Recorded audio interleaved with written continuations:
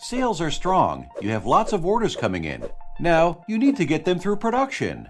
When it comes to your work in process inventory, is it always best to get your orders out on the floor as quickly as possible? After all, the sooner it gets on the floor, the sooner it will be ready to ship, right? Let's consider an example we're all familiar with. You go to the supermarket on Saturday morning to prepare for that holiday dinner coming up, along with the hundreds of other shoppers who have the same idea. You get to the checkout area, and every cashier has a line 8, 9, or more people in front of you. Ugh! Oh, and look, there are only 4 registers open. You think, what's going on here? Well, it's likely some employees didn't show up for work today. Sound familiar? But that doesn't help you.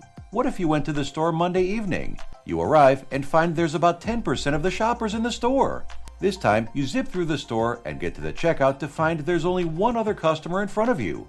Now this works much better. It works the same way with your production floor. You have a fixed amount of capacity, and sometimes even less than you plan. Do you have employees that call in and don't show up for work? Machines that go down? Tooling that breaks? Sending more and more work out to the floor doesn't make it go faster, just the opposite. It slows down the production flow and creates confusion by giving operators too many options to pick from.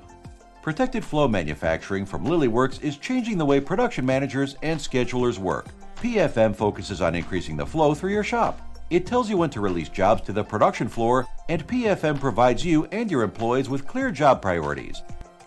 No more guessing which job should be worked on next.